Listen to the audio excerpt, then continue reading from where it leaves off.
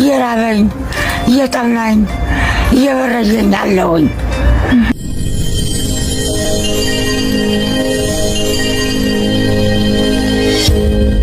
በተለያዩ አካባቢዎች ቅን ኢትዮጵያውያን በሚያደርጉት በጎ አስተዋጽኦ መረዳት የሚገባቸው አቅመ ደካማ ወገኖቻችንን፣ አረጋውያንን፣ እናቶችን፣ አባቶችን፣ ህፃናትን የሚያግዙ በጎ አሳቢ ቅን ኢትዮጵያውያን በማይመች ሁኔታ ውስጥ ሆነው በተለይ ጦርነት ባለበት አካባቢም ቢሆን እየገቡ የሰብአዊ ድጋፍ ያደርጋሉ። በዚህ አጋጣሚ በአራቱም የኢትዮጵያ ጫፍ እንደዚህ በጎ ስራዎችን የሚሰሩ የተቸገሩትን የሚረዱ ወጣቶች ትልቅ ክብርና አድናቆት አለኝ።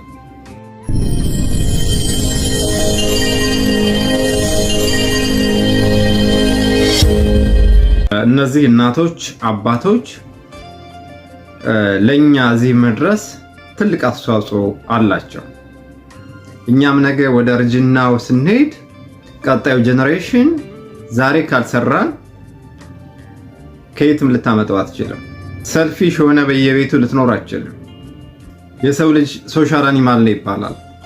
ሃይማኖት፣ ብሔር፣ ዘር፣ ቋንቋ፣ ጾታ፣ የቀለም ልዩነት ሳይለዩ የሚያግዙ ኢትዮጵያ ውስጥም ያሉ ከኢትዮጵያ ውጭም በመላው ዓለም ያሉ ወንድሞቻችን እህቶቻችን በሚልኳት ሳንቲም ለተቸገሩ ወገኖቻችን የሚደርሱ የዕለት ጉርሳቸውን የሚሸፍኑ ወጣቶችን ሳይ በጣም ደስ ይለኛል። እውነት ለመናገር እነዚህን የማገዝ ስራ መስራት አለብን። የፕሮግራማችንን ተከታታዮች ፕሮግራማችንን ሰብስክራይብ፣ ላይክ፣ ሼር በማድረግ ቤተሰብ ሁኑ።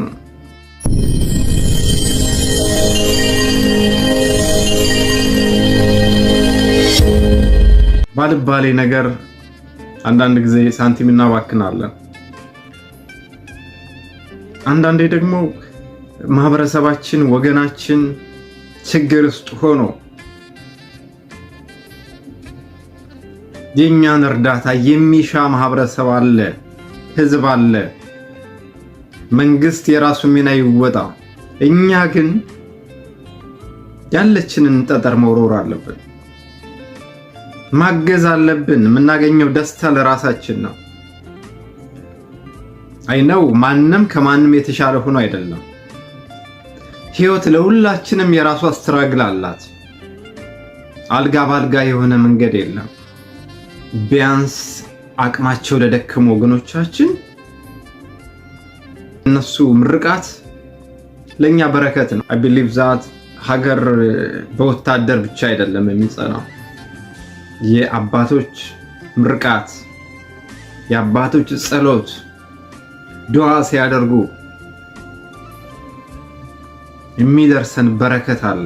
ዘር ሳንለይ፣ ብሔር ሳንለይ ማገዝና መተባበር ያስፈልጋል። ትንሽ ሳንቲም ማገዝ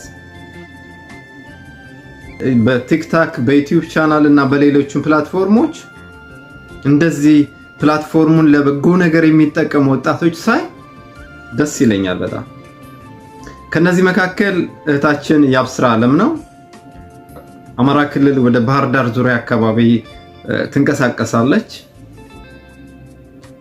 ካልተሳሳትኩ አንድ ወጣት አለ ወደ ሰሜን ወሎ ወይም ደቡብ ወሎ አካባቢ የሚንቀሳቀስ ወጣት አለ። እኔ እናት እንዴት ዋሉ? እንዴት አሰማየ? እግዚአብሔር ይመስገን። እንዴት ዋሉ? እኔ እናት የከራይ በኮነን እንቆስታ ሸቀ እኔ እናት ኑሮ እንዴት ነው? ኑሮ እንዴት ነው? እየራበኝ እየጠማኝ እየበረደኝ አለሁኝ። ሰርቻለሁ። አባባ እናቴ የሚል ድምጽ መታደለው በራሱ ይሄ ትልቅ ጸጋ ነው።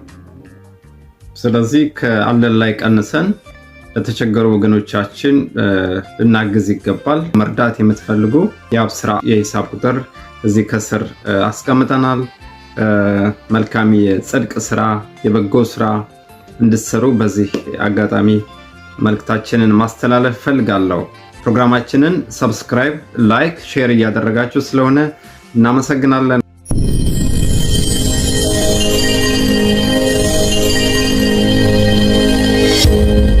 ከአለን ላይ ቀንሰን ለተቸገሩ ወገኖቻችን ልናግዝ ይገባል። የጽድቅ ስራ፣ የበጎ ስራ እንድትሰሩ በዚህ አጋጣሚ መልእክታችንን ማስተላለፍ ፈልጋለሁ።